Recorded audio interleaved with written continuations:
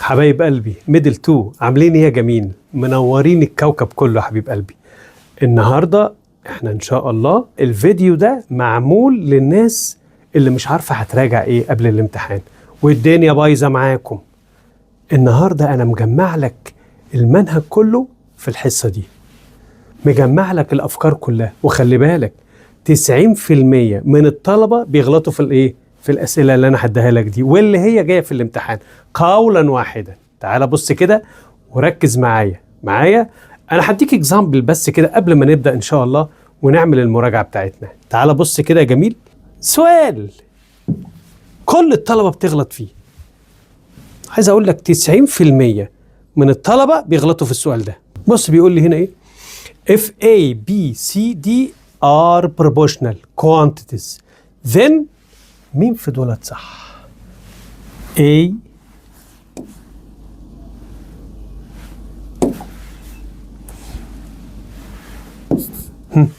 A B C D are proportional. بيقول لي مين في دولت صح؟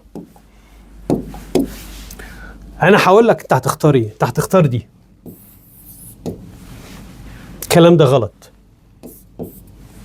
اهو، ادي اكزامبل اهو، دي حاجه من ضمن الحاجات اللي انتوا بتغلطوا فيها.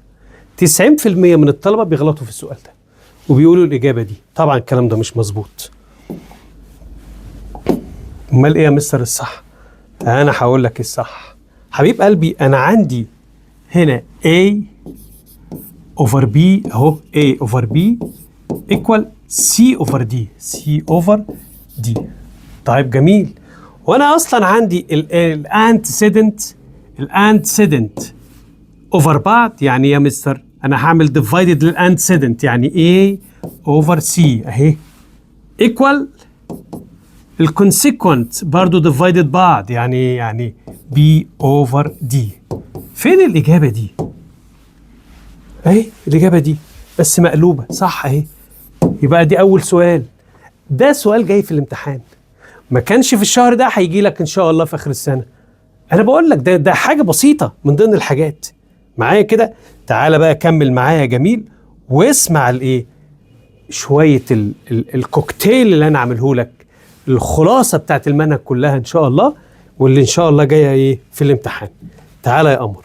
يعني ده سؤال بسيط، يبان لك انه بسيط لكنه ده من الاسئله اللي بتيجي في الامتحان اهو، بسيط جدا. بيقول لي هنا if x 3 4 6 are proportional، هو عايز الفاليو بتاعت الاكس. سهله جدا. ايه هنعمل ايه يا مستر؟ هقول له كده يا جميل x over 3 equal 4 over a 6. طب انا عايز الاكس، هنقول له الاكس equal fraction طويله. مين اللي في وش الاكس يا مستر؟ ال6. وهنا 3 times 4 equal كام يا مستر؟ الانسر هيطلع ايه؟ بالظبط هيطلع 2. يبقى هو ده الانسر بتاعي. سهله دي، سهله جدا. طب هنا بيقول لي السؤال اللي بعديه what is the second proportional for the numbers اللي انت شايفه ده. انا عايز السكند. يعني ايه السكند؟ يعني ده الفيرست، انا عايز السكند ده هيكون اكس، يبقى ده الثيرد، ده الفورث. يعني يا مستر المساله بتاعتي اهي كانها بالظبط كده 4 اللي بعديها اكس اللي هي السكند اللي هو عايزها، وهنا ال6 وهنا مين؟ ال12. يعني 4 over ايه؟ اكس. 4 over x equal 6 over 12. 6 over 12. يا حبيب قلب والدي كان عايز الاكس، يبقى اقول له الاكس ايكوال ونعمل السيزرز بتاعي. ركز معايا انا بقول لك ماشي، خلي بالك معايا. الاكس ايكوال 6 تحت وهنا 4 times 12 يطلع يا مستر؟ يطلع 8. فين ال8 يا مستر؟ اهي معايا يا شباب. تعال شوف السؤال اللي بعديه. بيقول لي هنا حضرتك هنا 7x equal 3y. انا عايز y over ax اهي. تعال ركز معايا، انت عايز مين؟ y over x. y over x اهي، y over x equal، ما ترجعش فاضي يا قلبي. يبقى نقول تاني y over x equal 7 over a 3. 7 over 3 هي فين يا حبيب قلبي؟ اهو ده الانسر بتاعي. معايا جميل؟ ركز مع المستر وخليك معايا. ده سؤال بقى من الاسئله المهمه جدا. 90% من الطلبه بيغلطوا في السؤال ده. ليه؟ لانه حضرتك هو مش بياخد باله ان هنا في باور نيجاتيف 1. طب والباور نيجاتيف 1 دي ايه بقى يا مستر؟ نعمل فيها ايه؟ يا حبيب قلبي ما هي دي اصلها اكس اوفر واي، واللي هي دي اصلا ايكوال، ركز معايا، ها ايكوال ايه يا مستر؟ لو انت شقلطت دولت خليتها واي اوفر اكس هتبقى دي باور نيجاتيف 1. انت فهمتني؟ طب يعني ايه يا مستر؟ طب ما انا دي ممكن ارجعها لاصلها بقى. ازاي؟ دي حضرتك انا عايز اضيع دي، طب لما اضيع دي اضيعها ازاي؟ بص كده معايا، يبقى دي هي ايكوال دي، دي هي ايكوال دي. طب انا عايز اعمل ايه دلوقتي؟ انا عايز ارجعها لاصلها، يبقى اكس اوفر واي. يبقى كاني بقول كده اكس اوفر واي اهي، اكس اوفر واي ايكوال، ما ترجعش فاضي، 7 اوفر 2، 7 اوفر 2 هي دي. فين يا مستر؟ يبقى هو ده الانسر بتاعي، ده الانسر ايه بتاعي. نقول تاني يا حبيب قلبي، واي اوفر اكس باور نيجاتيف 1. لو انا عايز اضيع النيجاتيف 1 اللي هي باور نيجاتيف 1، شقلط دولت يبقى اكس اوفر ايه واي، يبقى كده ضاعت. طب يا مستر هنا اكس اوفر واي ايكوال 7 اوفر 2، يبقى هنا ايه؟ 7 اوفر 2. طب فين يا مستر 7 اوفر 2 اهي؟ اهو ده سؤال 90% من الطلبه بيغلطوا فيه، سؤال مهم جدا معايا. طب تعال شوف السؤال اللي بعديه، بيقول لي حضرتك هنا 5x minus 3y equal 0. طبعا انت لما بتشوف سؤال زي ده هتقول لي كده يا مستر، ها x over y equal 3 over ايه؟ هي دي equal؟ يا حبيب قلب والديك، انت هنا عندك دي ايكوال اهي، الماينس ده هيروح هناك ايه؟ او النيجاتيف هيروح ايه؟ بوزيتيف. يعني هنا 3y وهنا ادي ال 5x. وبعدين يا مستر ولا قبلين حضرتك هنا هتقول لي بقى، هنا انت عايز x over y اهي، x over y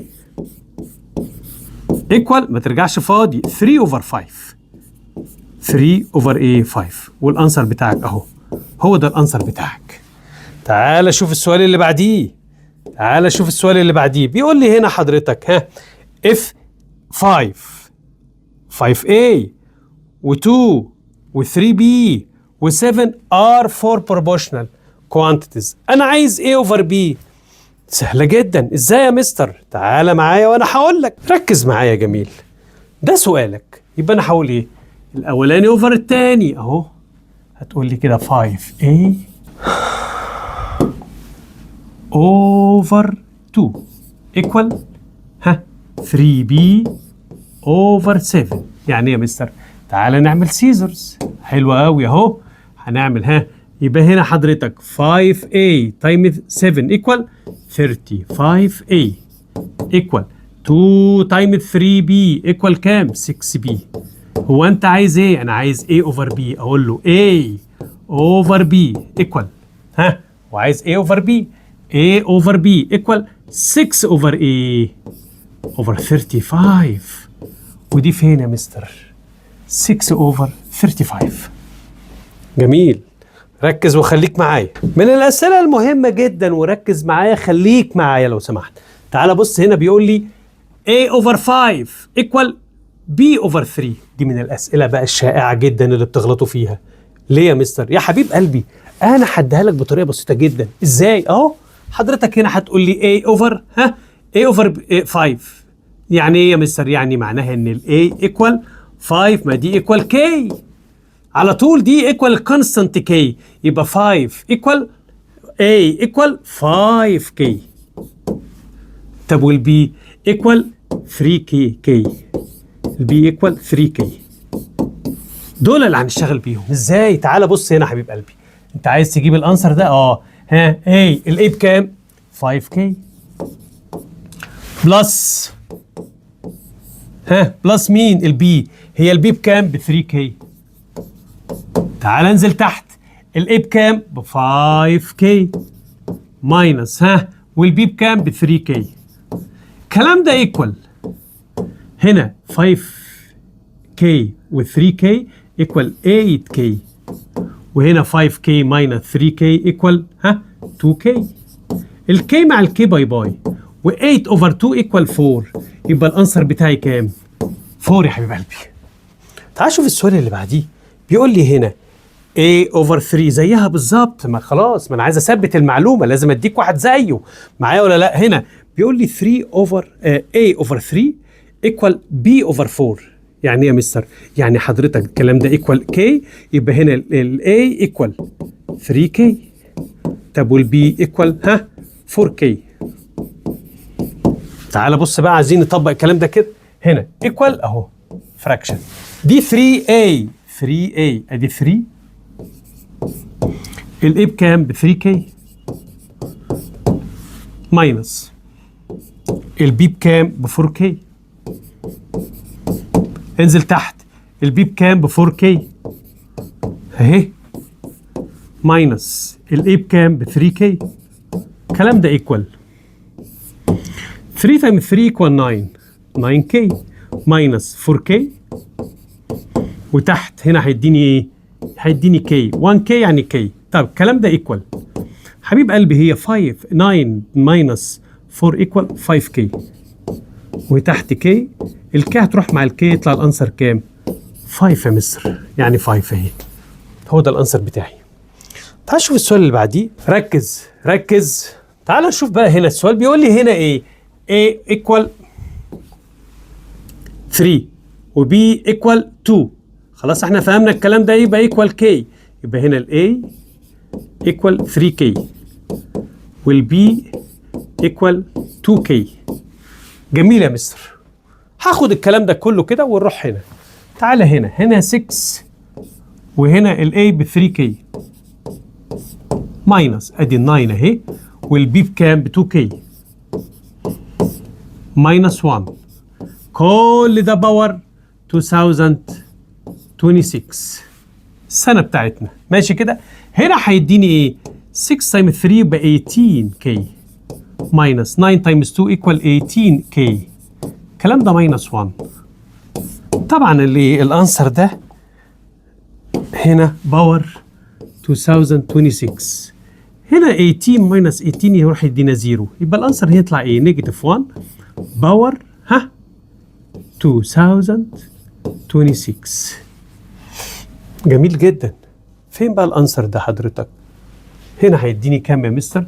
طالما ده ايفن، ده ايفن يبقى النيجاتيف هنا هيروح يطلع 1، يبقى الانسر بتاعي 1. فين ال1 يا مستر؟ اهي حضرتك، هي دي ال1.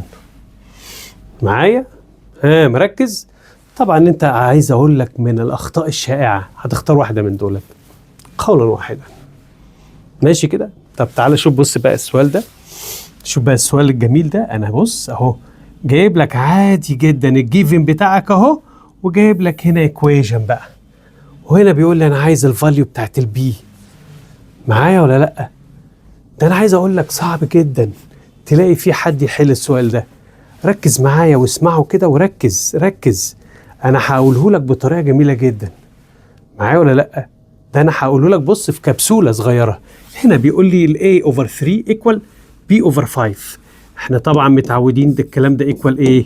K. حلو كده؟ طب حبيب قلبي هنا يبقى ال A equal 3K.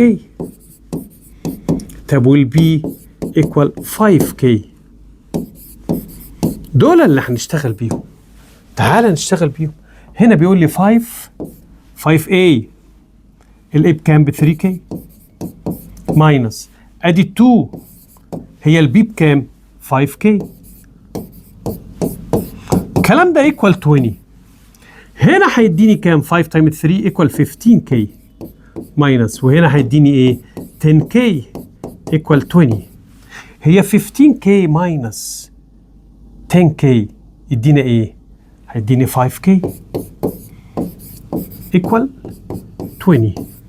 يعني يا مستر من هنا بقى نعرف ان الK ايكوال 20 divided by 5، يعني الK ايكوال 4. يبقى الK بكام؟ ب 4. بس هو مش عايز الK، ده عايز البي. ده عايز البي. تمام. انا عندي هنا البي بكام؟ انا عندي البي ايكوال 5 والK بكام؟ ب 4. يبقى نقول تاني البي ايكوال 5K، يعني 5 تايمز 4، يعني البي ايكوال 20. معايا يا حبيب قلبي؟ يبقى احنا هنختار مين؟ يبقى الانسر بتاعي هنا 20. شوف بص من الاسئله الجميله برضو هنا ان انا عايز اعمل ايه دلوقتي. بيقول لي هنا if 3a over 5b equal half. بيقول لي what is the value of a over b. هنا هعمل سيزرز. مسألة جميلة جدا والفكرة بتاعتها بسيطة خالص لو انت ركزت. هنا هعمل ايه يا مستر؟ على طول هعمل السيزرز بتاعي. يعني هنا 3a times 2 هتقول لي 6a equal 1 times 5b يبقى 5ab. انت عايز a over a، عايز a over b اهي a over b equal، ما ترجعش فاضي يا قلبي، ها يبقى 5 over 6. 5 over a 6. يبقى هنا الانسر equal كام؟ 5 over 6. طب ودي فين يا مستر؟ 5 over 6 اهو الانسر اهو معايا. جميل، خليك معايا يا حبيب قلبي وما تروحش بعيد. بص بقى من الاسئله الجميله جدا جدا. ليه؟ لان فيها شويه تفاصيل. ليه يا مستر؟ لان حضرتك هنا بتتكلم عن الروت، والروت السكوير روت يا بوزيتيف يا نيجاتيف. ايه ده بقى؟ ايه ده؟ شوف بص، عايز اقول لك الانسر كله شبه بعضه بس اللي يركز. يعني ايه يا مستر؟ هو انت عايز ايه؟ انا عايز الاكس اوفر ايه؟ الواي. انا عايز الاكس اوفر الواي. طب ودي هجيبها ازاي؟ اهو اكس باور 2 اوفر واي باور 2. اكس باور 2 اوفر واي باور 2 ايكوال، ما ترجعش فاضي، 9 اوفر ايه؟ 9 اوفر 4. حلو قوي يا مستر. انا عايز اكس اوفر واي. انت مش مركز يا مستر ولا ايه؟ انت جايب لي اكس باور 2 واي يا حبيب قلبي. ما انا لو انا عملت حركه جميله جدا، لو انا خدت الروت بتاع ده وخدت الروت بتاع ده، بس خلي بالك بوزيتيف اور نيجاتيف. لما انا احط الروت يبقى بوزيتيف اور نيجاتيف، لكن لو الروت اوريدي موجود زي ما هتجيني امثله دلوقتي يبقى لا بوزيتيف ولا نيجاتيف. يعني ايه يا مستر؟ يعني حضرتك لما اجيب الروت بتاع ده يدينا ايه؟ اكس اوفر واي ايكوال بوزيتيف اور نيجاتيف. الروت بتاع 9 اوفر ايه؟ 4 يدينا ايه؟ 3 اوفر 2. يبقى هو ده الانسر بتاعي. هو فين يا مستر؟ اهو هو ده الانسر بتاعي، بوزيتيف اور نيجاتيف. اعطيني دي عشان نغلط فيها وبالهنا والشفا يا حبيب قلبي. طالما انا اللي حطيت الروت، انا اللي حطيته، يبقى بوزيتيف اور نيجاتيف. تمام. تعال شوف السؤال اللي بعديه. ركز مع المستر. برضو هنا برضو سيزرز اهي، دي 0 اوفر 1 سندها على 1، وانا بعد كده نعمل السيزرز بتاعي. حبيب قلبي ده تايم الزيرو يا خلاص راحوا مع بعض. يعني يا مستر يعني هنا الانسر 5a minus 7b، لان ده تايمز 1 يطلع هو الكلام ده ايكوال ده تايمز 0 يطلع 0. حبيب قلبي ما انا لسه معلمك دلوقتي ان هنا ده 0 يبقى ده بالنيجاتيف يروح هناك بالبوزيتيف. يعني يا مستر يعني هنا 7b وهنا ال 5a. هو انت عايز ايه؟ انا عايز الاي، عايز المره دي البي اوفر الاي. البي اوفر الاي ايكوال 5 اوفر 7. 5 اوفر ايه؟ 7. انت لما تروح ما ترجعش فاضي. خلاص كده احنا فهمنا اللعبه دي خلاص. تعال شوف السؤال اللي بعديه. هنا بقى المره دي مش ايكوال 0، ده اعطيني فراكشن. يعني هعمل السيزرز عادي اهو واقول كده 3 تايمز ده 3 تايمز ده. يعني 3 دي تتوزع على الاي مره وعلى 2 بي مره. يعني هنا الانسر هيطلع ايه؟ 3a بلس 6b اهي. 3 تايمز a ب 3a و3 تايمز 2b يعني 6b. الكلام ده ايكوال نفس الكلام بالنسبه لل2. هتدخل هنا في الاكسبريشن ده تتوزع مره هنا ومره هنا. يعني ايه؟ يعني هنا 2a ماينس 2b. حلو قوي.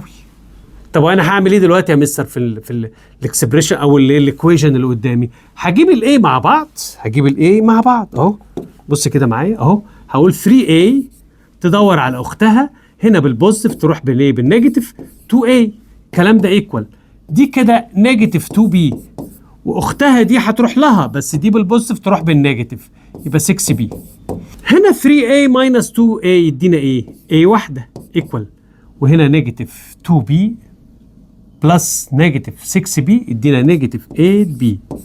هو انت عايز ايه؟ بيقول لي انا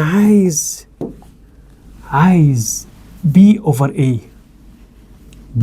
a. خلي بالك هنا في 1. b over a اهي. b over a ايكوال، ما ترجعش فاضي، 1 over نيجاتيف ايه؟ 8. يعني نيجاتيف 1 over 8. وهو ده الانسر بتاعي فين يا مستر؟ اهو حضرتك. تعال نشوف السؤال اللي بعديه. بيقول لي هنا يا مستر 4x باور 2 بلس 9y باور 2 وهنا الايه ايكوال 12xy. لو انت بصيت للمنظر ده هتحس على طول ان ده البرفكت سكوير، بس ده المفروض ده الميدل تيرم. اللي جابه هنا نوديه في مكانه ازاي؟ اهو يبقى هنا 4x باور 2 ودي بالبلس او البوزيتيف هتروح بالنيجاتيف 12xy ودي زي ما هي. الكلام ده ايكوال 0. يبقى انا ده كده خدته ورحت حاطه في النص هنا عشان ده الميدل تيرم. ولو انت بصيت هنا هات لي الروت بتاع ده هيطلع 2x وهات لي الروت بتاع ده ب 3y. اعمل ده تايمز ده تايمز ال 2 بتاعتي من عندي انا 2 تايمز 3 ب 6xy تايمز 2 يدينا 12. صح هي دي. يعني هعمل ايه يا مستر؟ يعني هعمل براكت واحد واعمل باور 2. هنا هات لي الروت بتاعها يبقى 2x وهات لي الروت بتاعت ال 9y باور 2 هيدينا ايه 3y وتحط لي الساين بتاعت اللي في النص نيجاتيف. الكلام ده ايكوال 0. حبيب قلبي لو انا خدت من هنا الروت بتاع الطرفين، خد الروت بتاع الايه 2 سايدز، هنا الروت ده هيضيع الباور 2. يعني افهم من كده حضرتك ان 2x minus 3y equal 0. وطالما انا وصلت للمرحله دي حضرتك يبقى انا بعد كده هعمل ايه؟ ان النيجاتيف دي هتروح الناحيه الثانيه بالبوزيتيف. يعني هتقول لي 2x equal 3y. يعني حضرتك انت عايز الاكس اوفر واي صح؟ x اوفر واي x اوفر واي equal ما ترجعش فاضي 3 اوفر 2. يبقى الانسر بتاعي هنا 3 اوفر ايه؟ 3 اوفر 2. معايا؟ انا جايب لك كل مسألة فيها فكرة، وانا هنا بركز على الفكرة مش بركز على الحل. ليه؟ لان انت الحل هتتفرج عليه مرة واتنين خلاص. طالما انت فهمت الفكرة هتعرف تعمل الآليات بتاعتي دي كلها. حبيب قلبي ركز على الفكرة نفسها. شوف هنا مثلا المسألة دي فيها فكرة، المسألة دي فيها فكرة عظيمة جدا، وعشان كده انا بقول لك ركز معايا، لان المراجعة اللي انا بديها لك دي انا بديك الخلاصة. انا مش عايزك تعمل حاجة غير كده. هي دي المراجعة. وعشان ما تتهش في المراجعة بتاعتي وعشان ما تتهش في المراجعات كلها، هنا مجمع لك الليلة كلها ومجمع لك الافكار دي كلها. انا مجمع لك افكار المنهج لغاية مارس في شوية المراجعة الصغيرة دي، وعشان كده انا عايزك تذاكرها كويس وتركز معايا وفي الافكار. وخلي بالك عشان دي من الاخطاء الشائعة اللي انتم ممكن تقعوا فيها، انا بركز لك على الحاجات دي مهمة جدا. ماشي يا جميل؟ هنا بيقول لي 3a، شوف الفكرة اللي هنا equal 6b equal 8c. انا عايز a to b to c، يعني عايز الريشيو بتاعت ال A to B to C. أنا هنا متعود إن دايما دي تكون فراكشن وأقول إن ال A equal 3K، إن ال B equal 6K وكده. طب فين الفراكشن هنا؟ إحنا هنعمله إزاي يا مستر بقى؟ إزاي؟ هقول لك أنا جميل. هنا دي 3A equal 6B equal 8C. أنا عايز أعمل دي divided by مين يا مستر؟ ال LCM.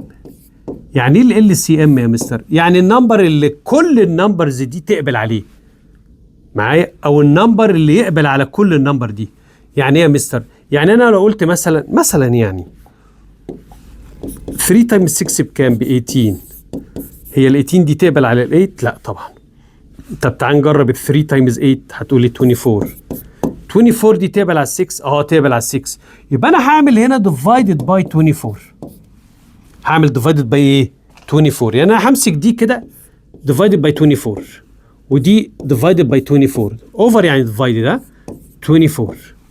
طب انا لما اعمل دي divided by دي ايه اللي هيحصل؟ لو عملتها بالكالكوليتر هتريحك خالص، هتبص تلاقي نفسك ايه؟ 3 over 24 هيطلع ايه؟ 1 over ايه؟ 8 بالظبط. هي 24 divided by 3 equal كام؟ هتقول لي A over 8. وهنا equal B equal over ايه 4. ليه يا مستر؟ عشان انا لو عملت دي 24 divided by 6 هيطلع لي 4، وهنا 24 divided by 8 هيطلع لي كام؟ يبقى هنا اوفر 3.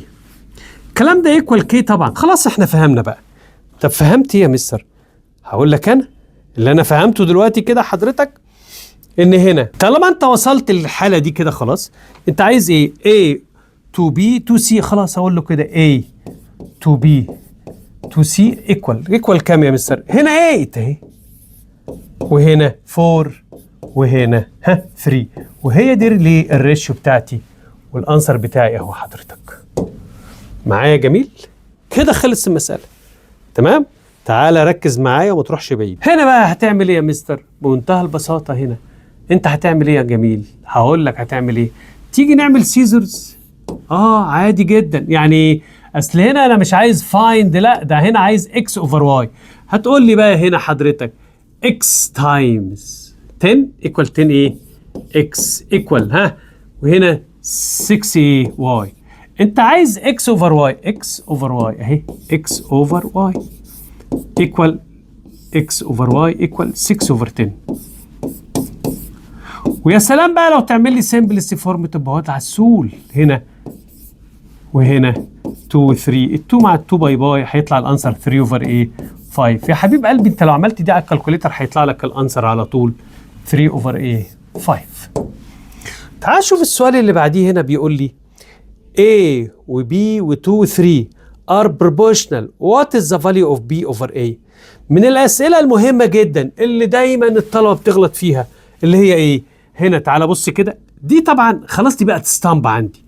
A over B اهي، A over B equal 2 over 3 2 over 3. هو عايز ايه بقى؟ أنا عايز B over A اهي، B over A equal 3 over 2 اهي، شقلطها 3 over 2. معايا؟ انت طبعا ما بتاخدش بالك من هنا وعلى طول تخبط 2 اوفر ايه؟ 3. لا انا عايز هنا ليه؟ عايز المقلوب يا حبيب قلبي. طب تعالى بص من الاسئله المهمه جدا برضو. انا هنا عامل لك كوكتيل عظيم جدا، وعشان كده انا بقول لك ركز معايا في المراجعه الجميله دي. شوف انا مركز على البروبورشنال ازاي؟ ليه؟ لان الاسئله هنا مهمه جدا. هنا من الاسئله المهمه ان A over B equal 2 over 7. تعالى بص شيء هنا، شوف هنا بيقول لي ايه؟ انا عايز الفاليو بتاعت 2 over 7 2B over 7A. الكلام ده equal 2 over 7. انا هنفصلهم عن بعض اهو، هنفصلهم عن بعض كاني بقول كده times B over A. شايف المساله دي كده اهو، فصلتهم عن بعض. وعشان كده انا بقول لك هي B over A، B over A equal شقلط يبقى 7 over 2.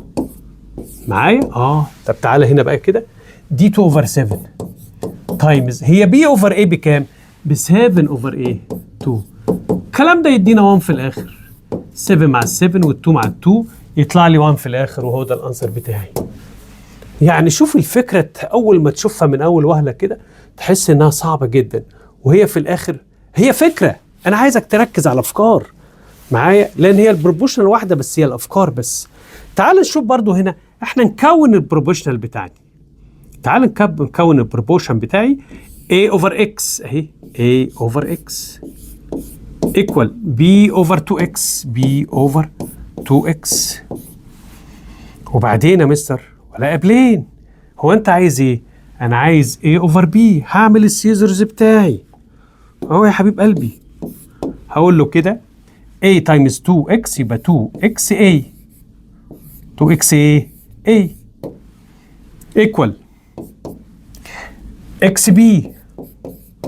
طب انا عايز ايه دلوقتي حبيب قلبي؟ انا عايز A over B اهي، A over B equal ما ترجعش فاضي X over 2X.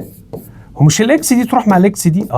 دي هتسيب مكانها 1 وهنا في 2، يبقى الانسر يطلع 1 over 2. هي فين 1 over 2 اهي؟ معايا؟ كمل معايا كمل. انا جايب لك شويه افكار عظمه بصراحه. تعال بص كده جميل كده وركز، خلي بالك معايا. السؤال ده اللي انت وقعت فيه من شويه، انا بديك فكره بسيطه بس اهو، ركز في السؤال. طب هنا بيقول لي A و B و C و D are proportional. المفروض هي يكون ايه؟ هتقول لي A B equal C. طبعا غلط. امال ايه يا مستر؟ ما احنا قلنا احنا هنكون البروبوشن بتاعتي، يبقى A over B equal C over D. طب وبعدين؟ ولا بلين. تعال بص كده، انا هعمل ده اهو، بص كده، ده اوفر ده اهو، A اوفر C ايكوال، وده اوفر ده يعني B اوفر A، ها دي. طب دي فين يا مستر؟ هي فين؟ لا اهي اهي بس مقلوبه، ها مقلوبه، يعني هنا انا جبت البي اوفر الدي هنا، وجبت الاي اوفر السي هنا اهي. يبقى هو ده الانسر بتاعي يا جميل. تعال وركز.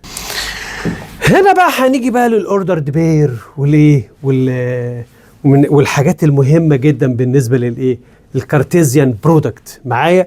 دي عايز اقول لك اليونت ده مهم جدا، يعني هو من الحاجات السهله واللي بيحط الامتحان بيحبه جدا، بيموت فيه. ليه؟ لانه سهل وفي نفس الوقت بيعمل منظر وبيعرف من خلاله الطالب فاهم ولا لا. يعني هنا مثلا عندي هنا ده الاوردر بير عباره عن ايه؟ فيرست بروجكشن وسكند بروجكشن، وهنا برضو الفيرست بروجكشن والسكند بروجكشن. يعني هنا عندي اكس ماينس 1 اهي ايكوال الفيرست اللي هي مين؟ ال8. يعني ايكوال تحت ايكوال، ادي ال8 اهي، دبل ماينس هيروح ايه؟ بالبوزيتيف، يطلع كام يا مستر؟ ال9. يبقى هنا الاكس طلعت كام؟ 9. ركز. تعالى هنا، تعالى يا جميل، هنا انا عندي ال11 ايكوال ايه؟ انا عندي ال11 ايكوال اكس بلس 3، يعني اكس بلس 3 ايكوال 11. ال11 نزلت زي ما هي، ده بالبوزيتيف هيروح بالنيجاتيف، يعني يطلع الانسر هنا 8. يعني الواي بكام؟ الواي بكام؟ ها؟ الواي ب 8. يبقى انا عرفت دلوقتي ان الاكس ب 9 والواي بكام؟ ب 8. تمام. انت عايز ايه؟ بيقول لي انا عايز الروت بتاع الاكس اللي هي 9 بلس 2 الواي بكام؟ ب 8. يبقى تايمز 8. يعني الانسر هنا هيطلع على طول، هنا يدينا 16 و9 يطلع 25. والكلام ده يطلع يا مستر؟ اقول له الروت بتاع 25 يطلع 5. يبقى هنا الانسر ايه ده؟ ده حاطط لي بوزيتيف اور نيجاتيف. لا يا حبيبي، هو الروت ده انا اللي حاطه ولا هو موجود اصلا؟ ده موجود اصلا. يبقى هنا ايه؟ هناخد مين؟ ال5. تمام؟ تعال نشوف برضو نفس الكلام بالنسبه لهنا. الفيرست بروجكشن ايكوال الفيرست بروجكشن، يعني 3 باور اكس ايكوال 1. اي حاجه بتطلع 1 يبقى الباور بتاعها 0. يعني ايه؟ يعني الاكس هنا ايكوال 0. ادي اول حاجه. طب تعالى لي هنا، بيقول لي الروت بتاع الواي ايكوال 4. يعني معناها كده النمبر اللي الروت بتاعه يطلع 4. يعني ايه يا مستر؟ يعني 4 تايمز 4 بكام؟ 16. يبقى الواي ايكوال هنا 16. ليه؟ لو عملت الروت بتاع 16 هيطلع 4. تمام يا مستر. وبعدين هو بلين، شوف هو عايز ايه بقى. بيقول لي انا عايز اكس بلس واي، الاكس ب0 والواي ب16، يطلع الانسر 16 في الاخر اهو. تعال شوف السؤال اللي بعديه برضه زي ما احنا متفقين. الفيرست بروجكشن ايكوال الفيرست بروجكشن، يعني اكس باور 3 ايكوال 1. يعني الاكس ايكوال ايه؟ 1. ادي اول واحده. طيب واي باور 2 ايكوال ايه؟ 4. يعني الواي ايكوال بوزيتيف اور نيجاتيف. هات لي بقى الروت بتاع ده كده، يطلع ايه؟ بوزيتيف اور نيجاتيف ايه؟ 2. طب انا هختار انهي واحده بقى يا حبيب قلبي؟ ما انت لو شفت هنا في كونديشن هو حاططه لي، بيقول لي الاكس اكبر من الواي. الاكس اكبر من الواي، ما ينفعش اخد بقى الواي بايه؟ ب2. ليه؟ عشان ال1 اكبر من ال2. لا ما ينفعش. يبقى اقول له الواي ايكوال نيجاتيف 2. تمام؟ تمام. هو انت عايز ايه؟ انا عايز اكس واي. يعني لو قلنا الاكس ب1 وتايمز الواي بنيجاتيف 2 يطلع الانسر نيجاتيف 2. فين يا مستر الانسر؟ اهو حضرتك معايا. يلا كمل. شوف السؤال اللي بعديه. بيقول لي هنا احنا اتفقنا فيرست بروجكشن ايكوال فيرست بروجكشن، يعني اكس ماينس 3 ايكوال ايه؟ 2. ايكوال تحت ايكوال، وال2 اهي. من اخطاء الشائعه ان انت مش بتركز في حكايه الساين. يعني لما يكون نيجاتيف هنا لازم يروح الناحيه الثانيه بالايه؟ بالبوزيتيف. يعني الانسر هنا هيطلع 5، ويبقى الاكس هنا تطلع كام؟ 5. تعالى كمل. هنا السكند بروجكشن ايكوال السكند بروجكشن، يعني الواي ايكوال سكوير روت لل16. يعني الواي ايكوال تطلع كام؟ 4 يا مستر. تمام. هو انت عايز ايه؟ انا عايز اكس بكام والواي بكام. اقول له الاكس هنا ب5 وهنا 4 يعني اكس 5 و4 يبقى هو ده الانسر بتاعي. تعال شوف المسألة اللي بعديها بيقول لي هنا. يلا دخلنا بقى في الايه؟ في الكارتزيان ايه برودكت. بيقول لي هنا الاكس ايكوال كام يا مستر؟ 1 و2. حلو قوي. بيقول لي طيب اكس كروس فاي ايكوال ايه؟ طالما كروس فاي يبقى الانسر يطلع فاي، لان فاي ما فيهاش حاجه خالص وبالتالي مش هيديني انسر. معايا ولا لا؟ لكن تعال شوف اللي جايه دي. بيقول لي ذا سيت اوف 3 تايم ذا سيت اوف ايه 5. هيديني ايه يا مستر؟ اقول له ذا سيت اوف مين؟ الاوردر دي بير 3 و5 اهي. هو ده الانسر بتاعي. هي فين؟ هو ده يا مستر. وخلي بالك هنا عامل لي اوردر دي بير. الله، بس الانسر بيطلع ست. فين الست يا مستر؟ لا مش ايه ده؟ لا ده اوردر دي بير جوه الست. وهنا 15. لا طبعا ده ايه؟ ما هي دي من الاخطاء الشائعه اللي بنغلط فيها، ان انت تقول لي 3 تايمز 5. طبعا الكل هيختار دي. غلط. 90% من الطلبه بيغلطوا في دي ويختاروا دي. غلط الكلام ده طبعا. انا يا حبيبي انا عايز اوردر دي بير. معايا ولا لا؟ تعال شوف بقى السؤال اللي بعديه. بص ركز معايا في السؤال اللي بعديه. ماشي؟ من الاخطاء الشائعه اللي انتوا بتغلطوا فيها. في يا مستر اهو حضرتك هنا بيقول لي if x equals a set of 3 و5 y equals 6 و7 then شوف هنا اعطيني اوردر دي بير، اعطاني 6 و7. هي ال 6 موجوده فين؟ عند الاكس، عند الواي. طب وال7 موجوده فين؟ عند الواي. الله، يعني معنى كده ان دي معناها ايه؟ واي كروس واي. يعني ايه يا مستر؟ يعني معناها كده واي 2 هي فين يا مستر؟ اهي معناها واي 2. ايوه، لان ده element ماله يا مستر؟ بيلونج تو الايه؟ الانسر بتاع الايه؟ الكروس بتاع الايه؟ الواي تايمز نفسها او كروس نفسها. طب تعال شوف هنا المساله دي. بيقول لي if x equal the set of 3 بيقول لي then x2 equal كام؟ x2 معناها كده ان x كروس x يا مستر.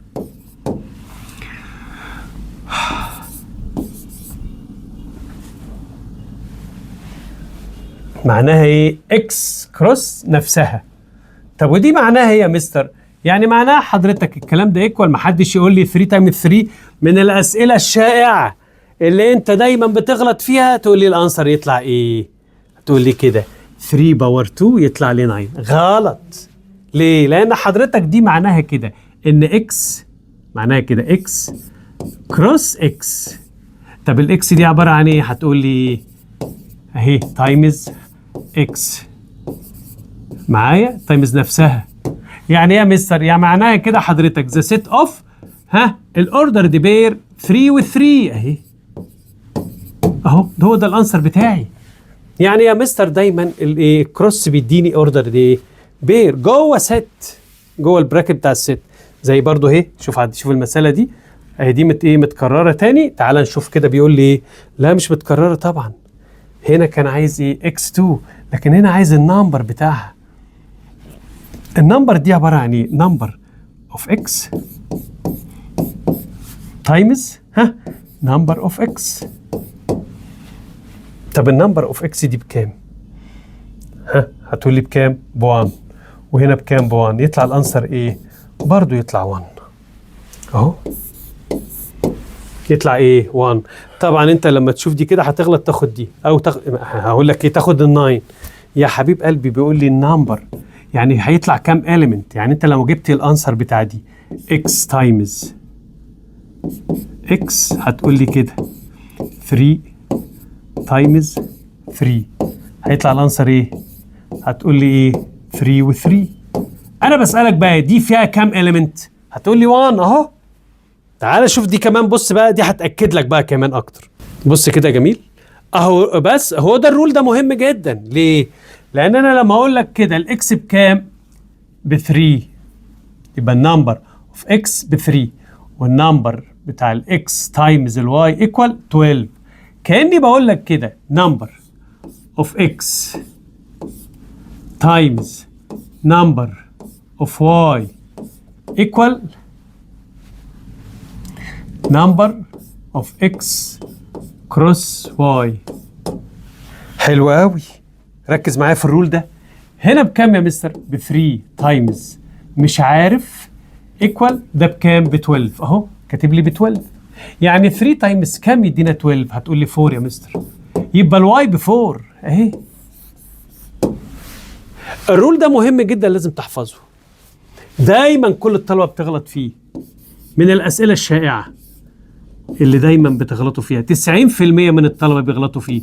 تايمز number of y equal number of x cross y. هنا ده كام يا مستر؟ حضرتك ده 3 تايمز وده مش عارف، وهنا الانسر يطلع 12. يبقى 3 تايمز كام يدينا 12؟ هتقول لي 4 يا مستر. يبقى هنا 4. عشان كده نختار ال 4. طب تعالى بص هنا كده بقى. النمبر بتاع الاكس تايمز الاكس ب 9. يبقى كل واحد بكام؟ يعني ايه تايمز نفسه يدينا 9. هتقول لي 3 تايمز 3. حلو قوي. يبقى الاكس هنا بكام؟ ب 3 على طول. طب تعالى شوف السؤال اللي بعديه. بيقول لي هنا اكس ايكوال 5 و7 و9، وهنا عايز اكس النمبر. خلي بالك معايا. النمبر اوف اكس تايمز الواي ايكوال 6. هي الاكس بكام؟ كام اليمنت دول؟ 3. يعني معنى كده ان دي عباره عن 3 تايمز كام يدينا 6. هتقول لي كام؟ 2. فين ال2 يا مستر؟ ايه ده؟ دي مش موجوده 2 يا حبيب قلبي. هو عايز الاكس، هو مش عايز الواي. ده بيقول لي انا عايز الواي باور 2. يعني 2 تايمز 2 يطلع لي بكام؟ ب 4 يا مستر. يطلع 4 اهي. اصل هو مش عايز الواي واحده بس اللي هي ب 2، يبقى الواي بس لوحدها ب 2. بس ده عايز واي باور 2. يبقى كام يا مستر؟ ب 4. تمام؟ عشان كده انا بقول لك بص كويس في المطلوب. جينا بقى هنا للاسئله اللي هي مهمه جدا. بيقول لي انسر ذا فولوينج. عايز نحل بقى الاسئله دي.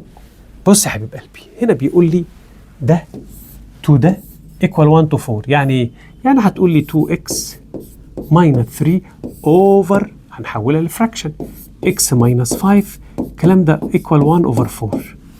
يعني ايه يا مستر؟ يعني هقول لك انا هنعمل ايه. بص معايا. يعني معنى كده ان انا هعمل ايه؟ سيزرز.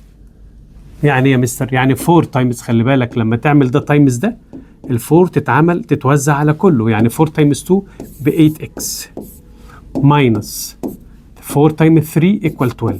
الكلام ده ايكوال x ماينس 5 تايمز 1 ب x ماينس 5.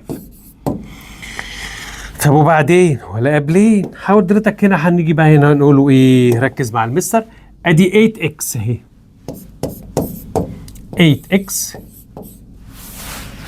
الاكس هتروح لها هناك عشان الاكسات مع بعض. هنا بالبوزيتيف هتروح بالماينس. ايكوال ايه؟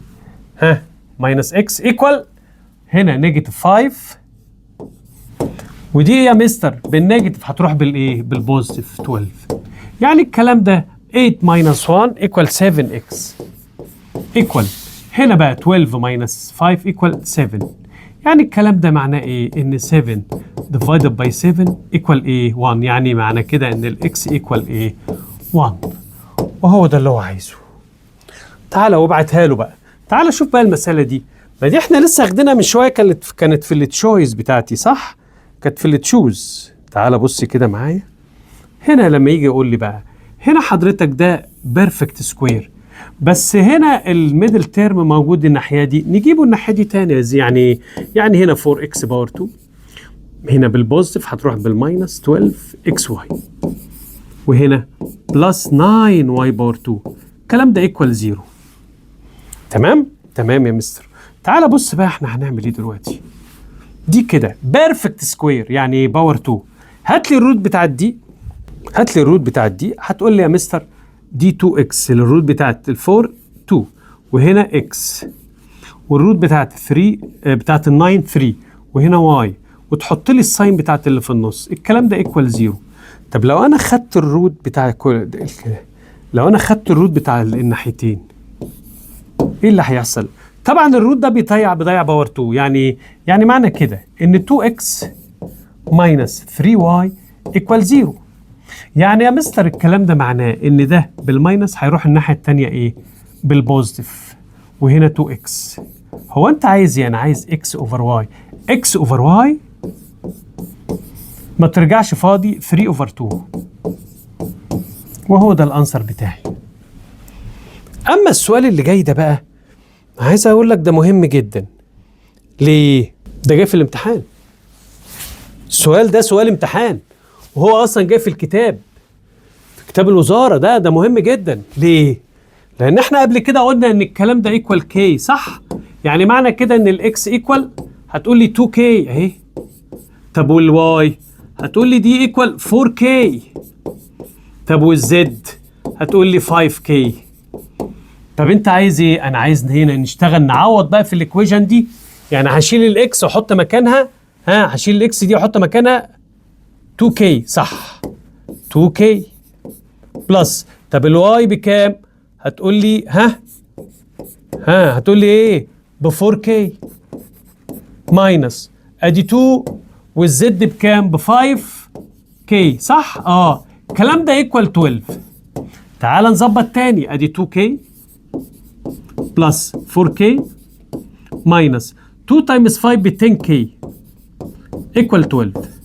حبيب قلبي هنا كام؟ 6 وهنا ماينس 10 يطلع لي نيجاتيف 4 كي ايكوال كام يا مستر؟ 12. تمام زي الفل. يعني معنى كده ان حضرتك معناها كده ان الايكوال ادي 12 اهي. هنا دي ايه؟ هنا دي بالتايمز هتروح ايه؟ ديفايدد مين؟ نيجاتيف 4.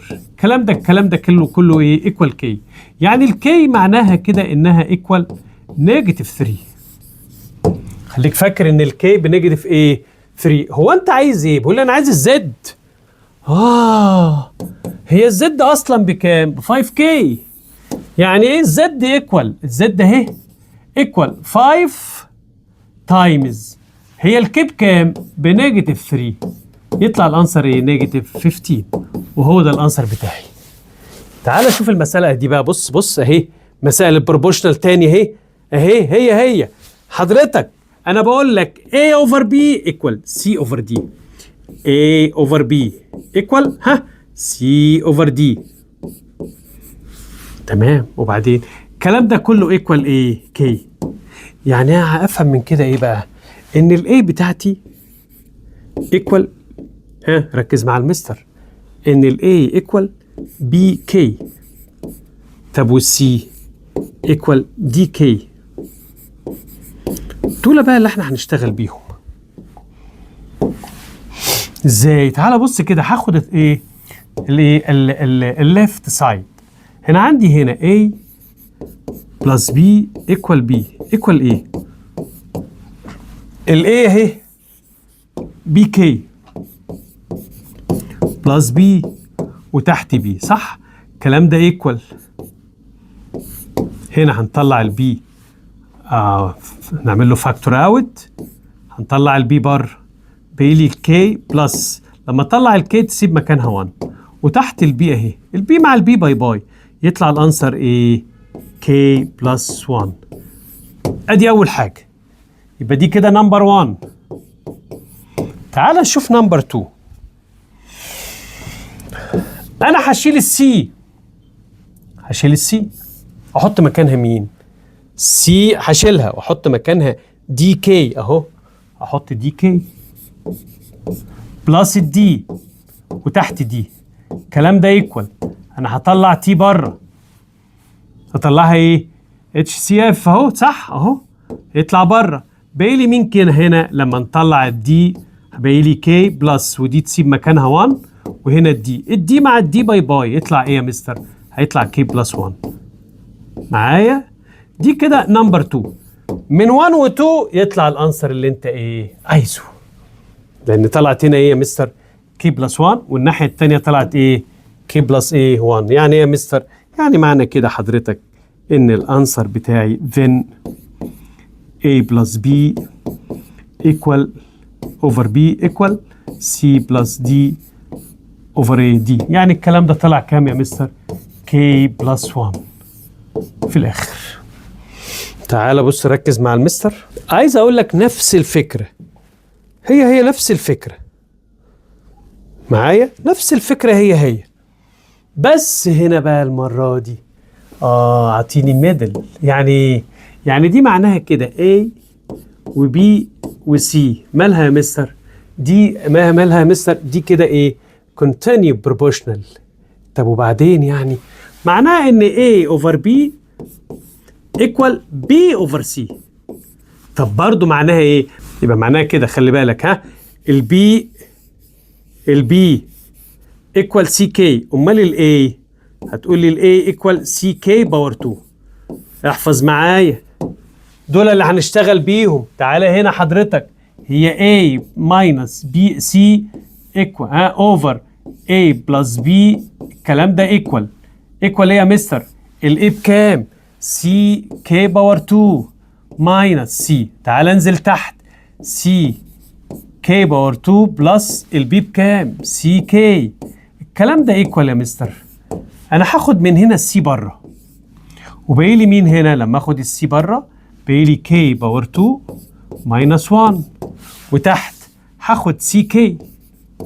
لما اخد سي كي من هنا، انا هاخد سي كي دي من هنا هتديني هنا ايه؟ بلس 1، ولما اخد سي كي باقي لي كي واحده. الكلام ده جميل جدا. الكلام ده ايكوال هنا ادي السي مع السي باي باي، باقي لي فوق كي باور 2 ماينس 1، وتحت كي، وهنا كي بلس 1. انا ممكن اعمل فاكتورايز لده، مش ده هنا ذا ديفرنس بتوين تو سكويرز.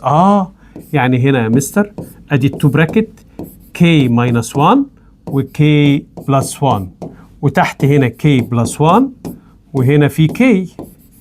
طبعا بمنتهى البساطه هتقول لي ده يروح مع ده، ده هيروح مع ده، ماشي. الكلام ده ايكوال بقى تحت، ماشي، هيدينا ايه؟ كي ماينس 1 وتحت كي. ده كده ادي نمبر 1. تعال نشوف الناحيه الثانيه. هنا بيقول لي A minus 2B plus C، وتحت A minus B. الكلام ده ايكوال ال A بكام؟ CK باور 2 minus و2 CK، عشان ال B ب CK، وهنا بلس C. انزل تحت هتقول لي هنا CK باور 2 minus CK. تعالى هنا يا حبيب قلبي، انا هنطلع من هنا سي بره اهي، سي بره باقي لي هنا لما تطلع السي باقي لي مين؟ كي باور 2، وهنا ماينس 2 كي، وهنا بلس 1. لما تطلع السي تسيب مكانها 1. تعالى تحت هنا هنطلع برضو السي كي بره، باقي لي مين يا مستر؟ باقي لي هنا كي ماينس 1. هنا ده بقى هنعمل له ايه؟ نعمل له فاكتورايز. ازاي يا مستر؟ اهو زي ما انت شايف كده بيرفكت سكوير. ازاي؟ تعالى بص اهو. هنا حضرتك هنا الروت بتاع الكي باور 2 بكي، والروت بتاع ال1 ب1، وتحت بنحط الساين بتاعت النص، بتاعت اللي في النص اللي هي النيجاتيف. الكلام ده باور 2. وتحت هنا طبعا هنا ممكن ايه؟ ننزل تحت ادي هنا سي كي، وهنا كي ماينس 1. سي مع السي باي باي، وهنا بص ده هيروح مع الباور 2 لان دي عباره عن 2 هاخد منها واحده. باقي لي مين يا مستر؟ كي ماينس 1 اوفر كي، ودي كده نمبر 2. نمبر 1 و 2 طبعا زي بعض، يبقى الاثنين دول ايه؟ ايكوال بعض ولا لا؟ الكلام ده ايكوال كي ماينس 1 اوفر كي. صح. السؤال اللي بعديه بقى هنا، شفت بيقول لي ايه؟ بيقول لي هنا x 12 6y. الكلام ده ماله يا مستر؟ continue proportional. طالما قال لي continue proportional يبقى انا هقول له x over 12 equal، ما تسيبش ال 12 اطلع بيها، 12 over 6. ما تسيبش ال 6 اطلع بيها، 6 اوفر ايه؟ واي. طب انا عايز اجيب الاكس، هقول له الاكس ايكوال اهو، نعمل سيزرز، اقول له الاكس ايكوال فراكشن طويله. مين اللي في وش الاكس؟ ال6 تنزل تحت، وهنا 12 تايمز 12. لو انت عملت دي بالكالكوليتر على طول يبقى الاكس بكام؟ ب 24. ادي اول حاجه. طب انا عايز اجيب الواي، اقول له بقى الواي سيزرز التاني. انت عايز الواي، اقول له الواي ايكوال فراكشن طويله. مين اللي في وش الواي؟ هتقول لي 12، ارميها تحت، وهنا 6 تايمز 6. طب لو عملت دي على الكالكوليتر على طول هيطلع لك كام؟ 3. يبقى الايه؟ الاكس ب 24 والايه؟ والواي ب 3. من المسائل العظيمه جدا برضو المهمه جدا ان انت ما يقول لي هنا if B is the middle between A and B، يعني ده برضو ايه؟ continue proportional. يعني يا مستر، يعني حضرتك ده كأنك بتقول كده A ومين الميدل البي وهنا السي، كأنك بتقول ان الاي اوفر البي ما تسيبهاش، وهنا بي اوفر ايه سي. الكلام ده ايكوال كي، يعني هنا الاي ايكوال والبي ايكوال، البي ايكوال سي كي والاي ايكوال سي كي باور 2. همسك دولت وهنشتغل بيهم هنا. ازاي يا مستر؟ هقول لك يا جميل، ادي فراكشن طويله واقول هنا 4a باور 2، ادي ال4 اهي. الاي بكام؟ بسي كي باور 2. باور 2 يبقى ايه؟ باور 4، وهنا سي باور 2. ليه؟ لان انت بتقول لي كانك بتقول لي كده سي كي باور 2 باور 2 تتوزع جوه بقى. ماشي؟ تعالى بص هنا يا حبيب قلبي، ماينس ادي ال9 اهي، البي هتقول لي سي كي باور 2، يعني باور 2 هنا وهنا. حلو قوي. تعالى تحت بقى، ادي 4 وهنا يا مستر سي كي كاتب لي باور 2، يبقى باور 2 باور 2 ماينس ادي 9 سي باور 2. الكلام ده ايكوال ايه؟ تعالى بقى واحده واحده. هطلع السي باور 2 بره اهي، واطلع خلي بالك بطلع اقل باور، هنا كي باور 4 هنا كي باور 2، يبقى طلع كي باور 2. باقي لي مين هنا حضرتك؟ باقي لي ال4 والكي باور 2 ماينس ادي 9 بس. تعال نشوف تحت، هتطلع السي باور 2 اهي بس، مفيش حاجه تانية، وهنا 4k باور 2 ماينس 9. بالتالي ده كده يروح مع بعض، والسي باور 2 سي باور 2، وفي الاخر يطلع لي كي باور 2. حلو قوي. تعال نشوف بقى A اوفر سي. A اوفر سي اهي، A اوفر سي اعملها لك بلون تاني. تعال نشوف اهو اهي، A اوفر B ايكوال سي كي باور 2 اوفر سي كي. معايا كده؟ ده هنا سي صح؟ هيطلع هنا سي، السي هتروح مع السي، باقي لي كي باور 2. بتهيألي كده هما الاتنين زي بعض، طلعوا كي باور 2، يبقى هما فعلا قد بعض. معايا؟ مراجعة طويلة صح؟ بس مهمة جدا. أنا حبيت ألم لك الدنيا في حتة فيديو صغير بحيث إن أنت تذاكر وتروح الامتحان ربنا يكرمك إن شاء الله. ماشي يا جميل؟ معلش هانت. شوف بيقول لي هنا إيه؟ عطيني الفين دياجرام ده، بدل ما يديني على طول الست كذا على طول، لا جايبها لي بالفين دياجرام. طب انا عايز A انترسكت C. A والسي مين الحاجه المشتركه ما بينهم؟ هتقول لي 2، يبقى الكلام ده ايكوال ادي هنا ايه 2. كروس البي بكام؟ هتقول لي هنا 1 5 و7. هو انت عايز ايه؟ انا عايز الاوردر ديبير بتاعهم. هقول لك حاضر. الكلام ده ايكوال، هتقول لي هنا 2 1 و2 و5 و2 و7. خلصت. تعال نشوف اللي بعديها. انا عايز سي يونيون بي، يعني عايز السي والبي مع بعض. ادي السي اهي وعايز البي مع بعض، يعني 1 2 3 5 7 اهي. 1 2 3 5 7. الكلام ده كروس البي بكام؟ هتقول لي 1 و5 و7. انا عايز الاوردر دي بير بتاع ده. ربنا يقويك، يلا بينا. ها، واحده واحده. انت هتقول لي ال1 اهي، ال1 مع كل ده، يعني مره مع ال1، ال1 مع ال5، ال1 مع ال7. خلصنا من ال1. تعالى نمسك ال2. هتقول لي هنا ال2 مع ال1، ال2 مع ال5، ال2 مع ال7. نمسك ال3. هتقول لي ال3 مع ال1، ال3 مع ال5، ال3 مع ال7.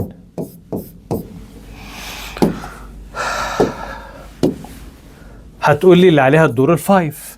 هتقول لي ال5 مع ال1، ال5 مع ال5، ال5 مع ال7. بعد كده ال7، 7 1، 7 و5، و7 و7. معلش هنا 1 2 3 4 5 تايمز 1 2 3 يطلع 15 صح؟ المفروض هنا يطلع لي 15 element. 1 2 3 4 5 6 7 8 9 10 11 12 13 14 15 صح مظبوط. خلصنا منها خلاص. تعال نشوف المسألة اللي بعديها. بيقول لي ده ال A ودي ال B ودي ال C. هو انت عايز ايه؟ انا عايز 8 كروس C. ال A 1 و7 و9 وال C 1 و7. يعني ايه؟ يعني ال 1 مع ال A مع ال 1 اهي 1 و 1، 1 و7، 1 و7. شوف اللي بعدها ال 7، 7 و 1، 7 و7. خلصنا منها. تعالى ال 9، 9 و 1، 9 و7. خلصت خلاص. هنا 3 وهنا 2 يبقى 6. 1 2 3 4 5 6 مظبوط. بيقول لي طيب انا عايز الكلام ده بالايه؟ بالارو دياجرام اهو. حاضر. ده مين؟ ده الاي. وهنا مين؟ السي. سي 1 و7. وهنا 1 و7 و9. بص حضرتك، ال1 مع ال1، ال1 مع ال7، ال7 مع ال1، 7 مع ال7،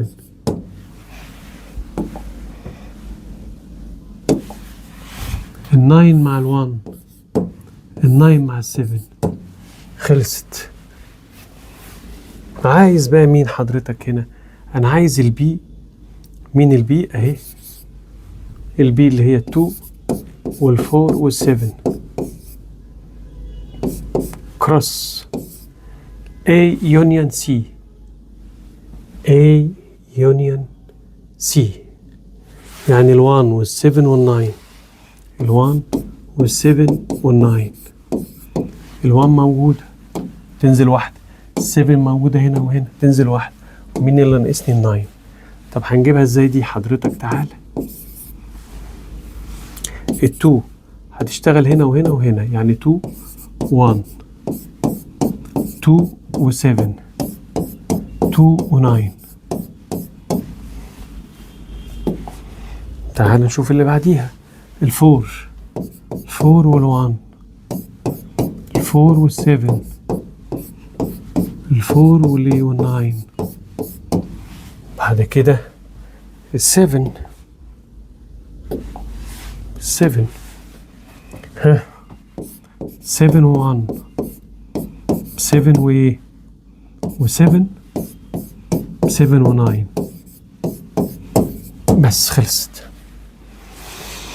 السؤال اللي بعديه بيقول لي هنا الاكس اهي والواي اهي، وفي اصلا ريليشن ما بينهم، ما بين الاكس، يعني الريليشن بتاعتي هنا from x to y. تمام؟ طب الريليشن دي مينز وات؟ بيقول لي A plus B equal 7. هو انت عايز ايه؟ انا عايز الريليشن بالاوردر دي بير. اقول له الريليشن اهي.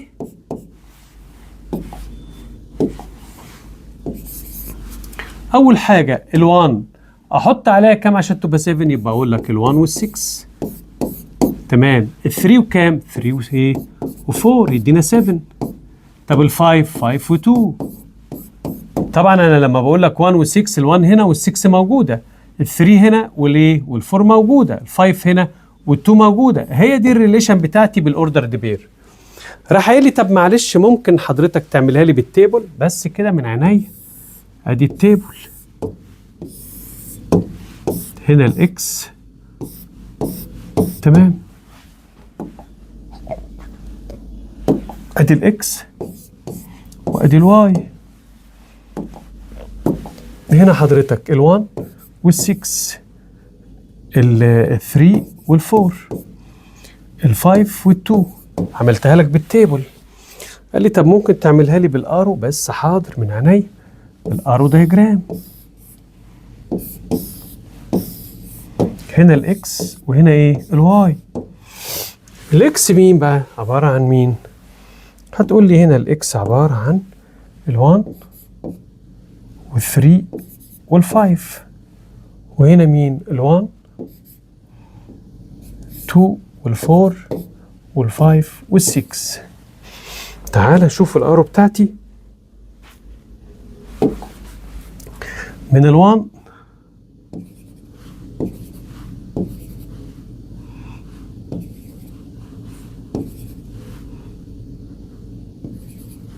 ال1 تروح لمين؟ ل6.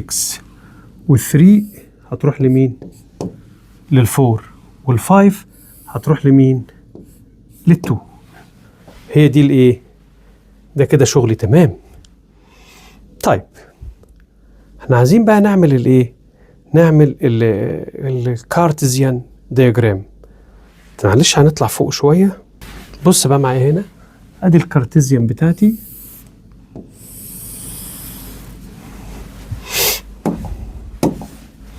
هنا كانت ال1 وهنا ال3 وهنا الايه؟ ال5.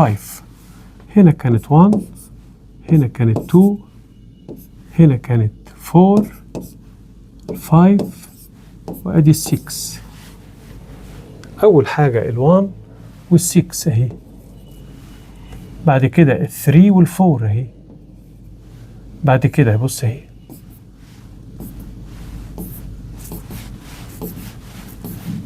ماشي. ال5 والايه؟